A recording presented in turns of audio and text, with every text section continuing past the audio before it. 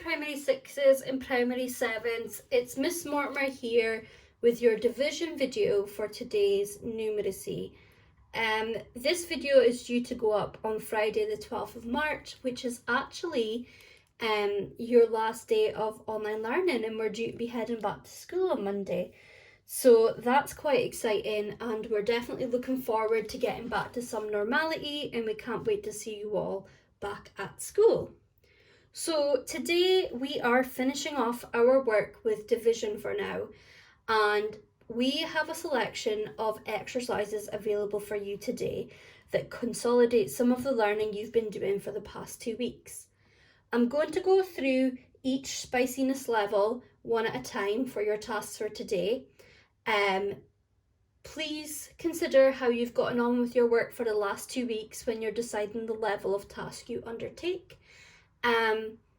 Also bear in mind if you feel that you've been completing your work well and it's been quite easy, you are in a position where you could challenge yourself a bit further, or maybe you've been challenging yourself already and you've found it's a little bit tricky, in which case you might want to scale it back today.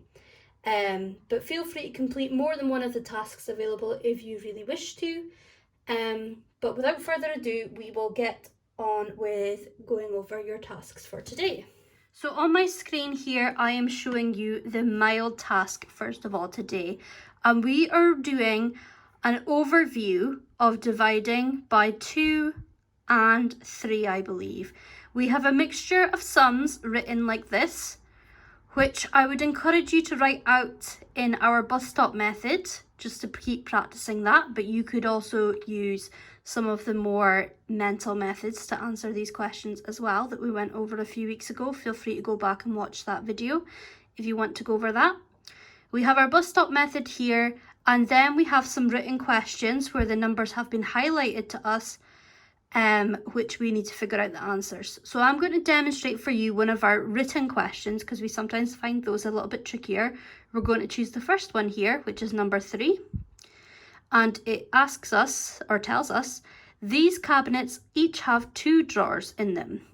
If 22 drawers have been made, how many cabinets can be built?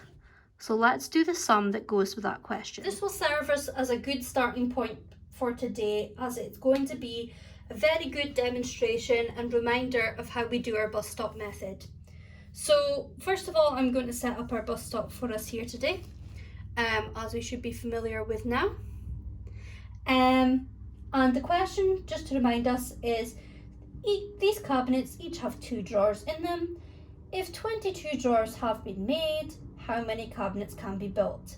So we have 22 drawers to deal with, and each of the cabinets needs 2 of those drawers. So for every cabinet, they need 2 drawers. We need to figure out, if we divide each of them up into piles of 2, ready to go to be made into cabinets, how many piles of 2 we would have, which would make how many cabinets. I may be confusing you by explaining it that way. But overall, we're going to find out how many cabinets will be built. We have our 22 drawers, and 2 drawers make a cabinet. So our answer actually is going to be an amount of cabinets. We can write that in here. It's good practice for you to write. If the answer is given an amount of something, you write what it is. So we're finding out how many cabinets. When I went over this last week, I said there were 3 different ways of thinking about answering a division question. Overall, we are doing 22 divided by 2. In fact, I'll write that up here. 22 divided by 2. We're going to take one digit at a time, and we're going to start with the digit that's furthest left, closest to our divisor digit. And they all happen to be 2, which is just going to add to the confusion, but please bear with me. So 3 ways we can think about this. First way is, what is 2 divided by 2? You might already have an answer. We can also think of it as 2 times what makes 2. Or we can count up in 2s. How many 2s make 2? I'm pretty sure by now you'll have an answer. I think the easiest way today is the multiplication way. So 2 times 1 is 2. But any way you use to figure out is fine.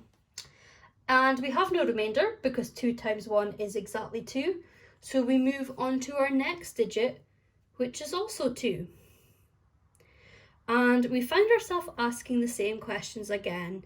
2 divided by 2, 2 times what would make 2, or how many 2's counted up would make 2. And of course our answer again is 1. 2 times 1 is 2.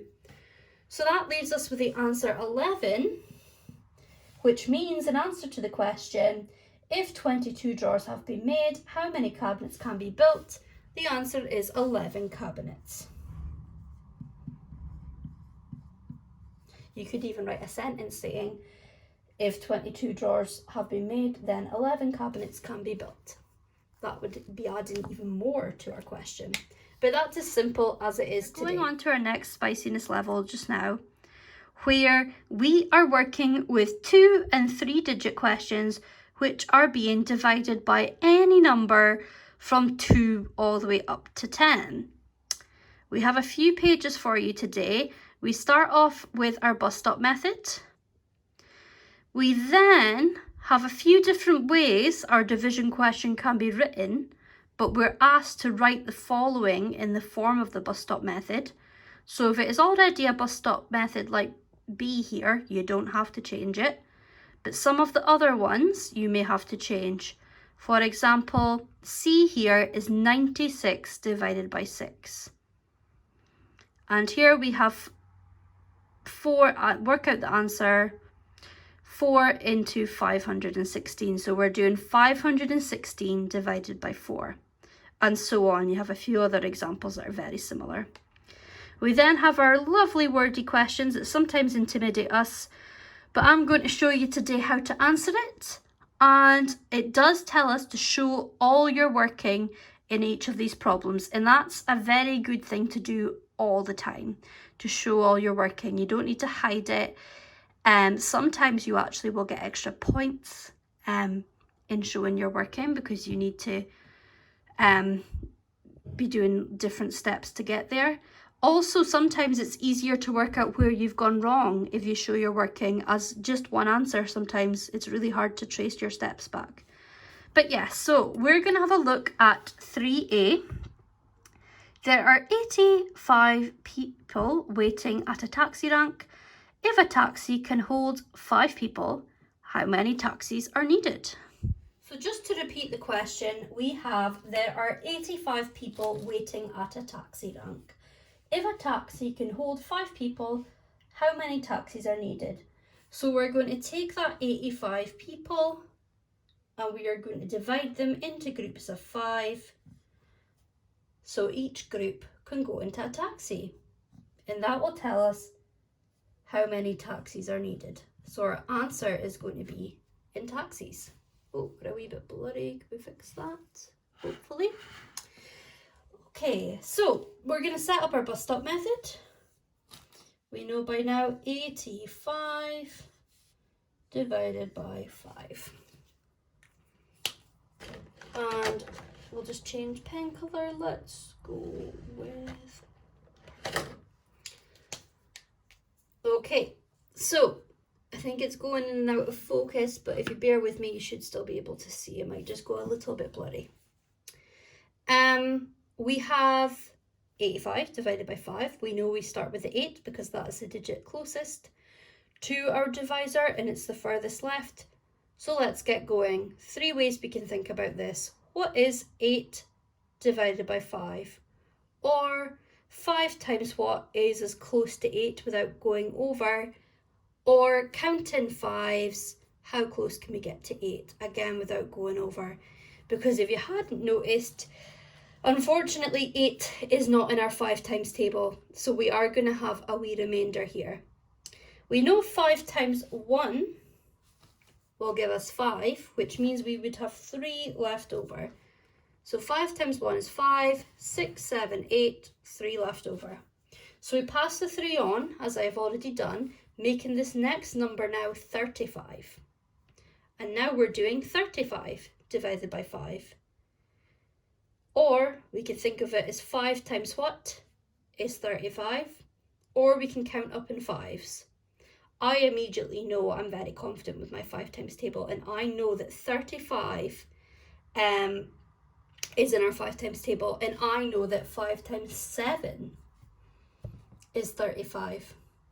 So that means that we need 17 taxis. 85 divided by 5 is 17.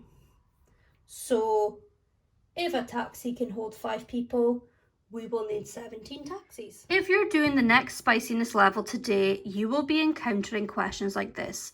Some of these questions involve more than one step and a little bit more careful thought before you come to the division question, and then you can work out the answer. I'm going to do this one as an example. So there are 6,000 Lego bricks in a box.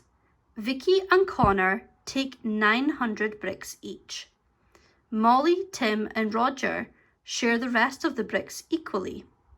And we're asked, how many Lego bricks does Molly get? So our answer is just about Molly, but there are 5 other people in this question, and they are all taking some of the bricks. So first of all, I'm going to work out how many are left after Vicky and Connor take 900 bricks each. So I've quickly done a subtraction sum here, in fact 2 subtraction sums, to take away the 2 lots of 900 that Vicky and Connor took. And we started with Vicky, so we started with the 6,000 bricks, we took away 900, which left us with 5,100. We then went on to Connor, so we took the 5,100 we were left with, and we took away his 900 bricks, which left us with 4,200 bricks. So that means we have 4,200 bricks left to share between Molly, Tim and Roger. So here we have our division question. We have 4,200 bricks left, and we're dividing it between the 3 people that are left, Molly, Tim and Roger. And that's going to tell us how many bricks they get each, which will also tell us how many bricks Molly gets. So I'm going to set up our bus stop question. 4,200 divided by 3. And by now we're feeling much more confident, so we're going to get going a little bit quicker. So 4 divided by 3 is 1 with 1 remainder. 12 divided by 3 is 4. 0 divided by 3 is 0, and 0 divided by 3 is 0, which means the answer is that they each get 1,400 bricks, which means Molly gets 1,400 bricks. And now we have today's extra hot, our hottest task available for you today. And if you're having a look at my screen right now, you might see some things that you do not recognise, but please do not worry, because we're going to do a lot of explaining about what is going on here. Do remember that this is an extra hot task, which means that it is the hottest task. It is designed to challenge people who are feeling very confident with their work. And you are going to need a little bit of multiplication and division knowledge in order to answer these questions.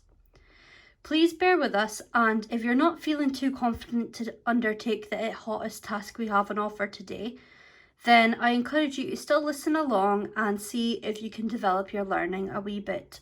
But do bear in mind that this is extra challenging, so it is going to cover some new things that are going to push us today at the end of our topic. So I am going to explain this on a whiteboard, but just taking a close look at this worksheet, we are dealing with something called the powers of 10. And you can see lots of 10s on this worksheet with little numbers next to them. Now, if you already think you know what those little numbers represent, and if you're correct, then you're maybe ahead of the game more than you think. Most of you maybe do not know, and that is okay, because that is what we're going to go over today. You can see to begin with, we have some simple 10 with a number next to them questions. We then go on to some division questions. After that, we have some multiplication questions where we're working out the missing numbers. We have some questions when we have to tell if the answer is right or not. Can you spot any mistakes? And then you can actually scan this QR code to get the answers for the worksheet if you are interested. So I'm going to show you what the powers of 10 is all about next. So first of all, we're going to focus on what it means to have little numbers in the corner of our numbers. Now you may recognise the 2 and the 3, especially when it comes to centimetre squared, centimetre cubed. We use the words, as you might have noticed, squared and cubed. And this is all relating to timesing things by themselves, which will become clearer hopefully in just a little second. If you take anything, we'll use number 10, and square it, that means you times it by itself. So 10 squared is the same as 10 times 10. That goes the same for 5 squared, which is 5 times 5. 6 squared, which is 6 times 6, or 100 squared, which is 100 times 100. So as you can see, squaring a number, or to the power of 2, is what it is also known as, is timesing it by itself. Now, you can also solve a question like this. So 10 squared, 10 times 10, we know is 100. So taking out the middle man, that means 10 squared is 100. And that will help you answer some of our first questions we have in the worksheet today.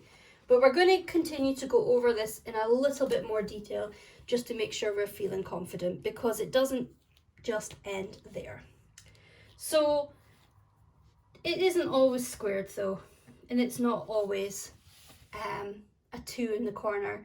So instead of saying squared and cubed, we are going to say this is 10 to the power of 2, and this is 10 to the power of 3. And we'll go on to cover more. I mean, we could even write them here actually, there's no harm. This one would be 10 to the power of 4. And just as an example, this one would be 10 to the power of 6. You get the idea. You're saying to the power of the number in the corner. Yes, this will be very new. Yes, it might be confusing. I apologise for the camera being a little blurry. We'll just try and keep it in focus in there, but I will be talking about everything I am writing as well. So remember that 10 squared equals 10 times 10, which equaled 100. So what about 10 cubed? Let's change my colour of pen. So 10 squared equals 10 times 10. You times it by itself twice. 1, 2. 10 cubed means you times it by itself 3 times. Hope you're starting to see a link here. So 10 to the power of 3 is 10 times 10 times 10. So 10 to the power of 2 is 10 times 10, and 10 to the power of 3 is 10 times 10 times 10. Now if we work out 10 times 10 times 10, that is 1000. So that means 10 cubed is 1000. And we're going to do a few more examples. So let's do 10 to the power of 4, 10 to the power of 5. We're not going to have a lot of space actually. We'll just do those 2 examples because I think we don't have anything that gets too much trickier than that other than bigger numbers. So let's start with 10 to the power of 4.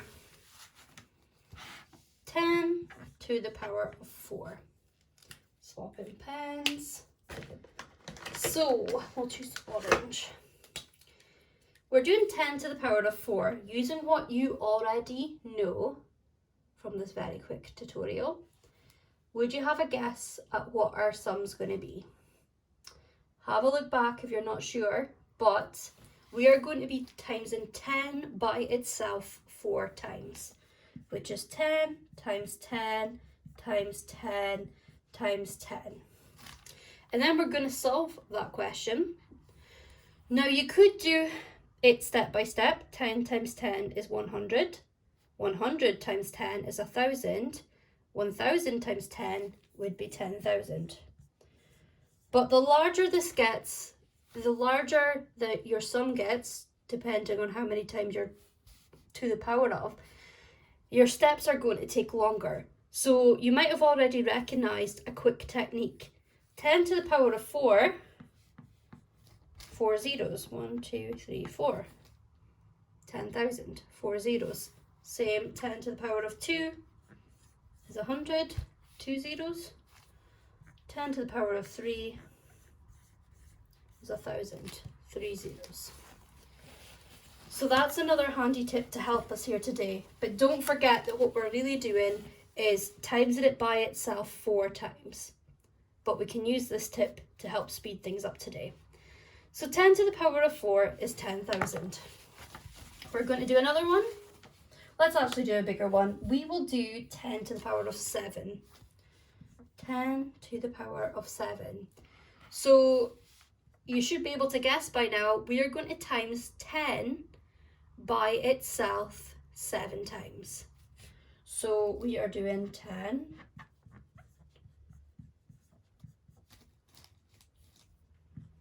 1, 2, 3, 4, 5, 6. I think that's 7 times. 1, 2, 3, 4, 5, 6, 7. So we are doing 10 times by itself 7 times. And this time we are going to use the little trick, because we know that when we're timesing 10 by itself 7 times, we just need to write 7 zeros. So 1, 2, 3, 4, 5, 6, 7. I've written that a bit wonky. Oops, that is not the correct place for my comma. See if you can write yours correctly. There we go. We have 1 million. So 10 to the power of 7 is 1 million. So if you've grasped that so far, then you're already going to find this much easier. And it's not that tricky at all once we get going. But you may be thinking, we are doing division. So far I've shown you a lot of multiplying. Well, when you've got a sum, like we have in our sheet, let's take we'll do 900 divided by 10 to the power of 2. First of all, we need to solve what this is. You might already know, but we're going to work through it again. 10 to the power of 2 is 10 times by itself twice.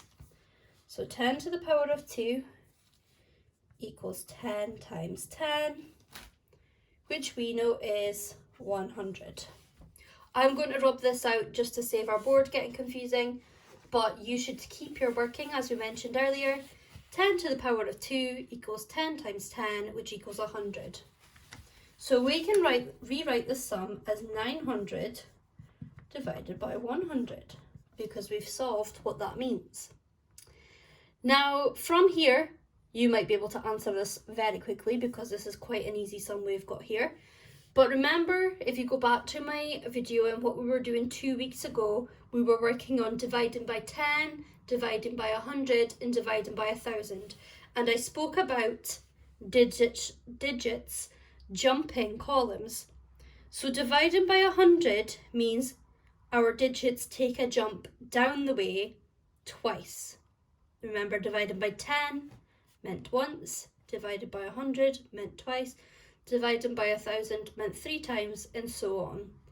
So our 9 is going to jump from 100 digit twice, remember, tens, units is 2 jumps. So the answer is just 9. We're going to do another example, so let's do, this will be our last one today, 88 divided by 10 to the power of 4.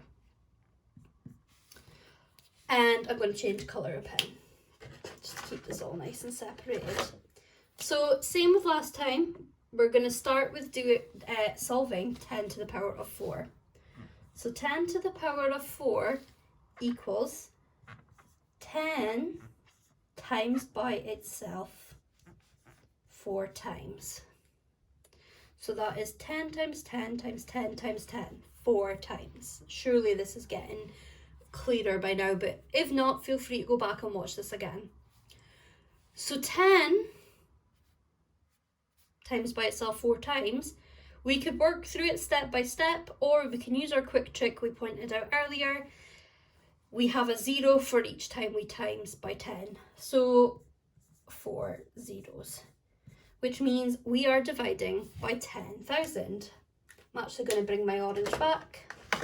We're going to rewrite the sum at the top. So we have 88 divided by 10,000. Now this is going to be quite a few jumps. We are going to be taking, it actually all links nicely because it is 4 jumps for 10,000. So our numbers are going to be taking 4 jumps down the way. And if you want to draw out a diagram, for example, you could write out that your 8 and 8 at the moment is tens of units. They're going to take 4 jumps down the way. So we have our decimal point in the middle, and then we have tenths, hundreds, thousandths, and then numbers beyond that. So we are going to be going to a very small number because it is taking 4 jumps down. So let's start with our tens digit, 4 jumps down, 1, 2, 3, 4. So that's going to be our thousandth digit. So we're going to have 0.008. That's it as our thousandth digit. Unit, tens, hundredths, thousandths. And then our other 8 is going to follow it. As soon as we get one, we know they're always going to stay next to each other. So it is quite challenging what we're showing you here today. Feel free to have a go at the first few questions when you're just solving the to the power of, and that would be good to challenge you. But for those of you who were confident the other week with dividing by 10, 100 and 1,000, you should definitely manage to tackle some of these questions, but do be prepared for a little bit of a challenge. Okay? Hope that was helpful for your learning this week. As always, please get in touch with your teachers if you have any questions. Bye!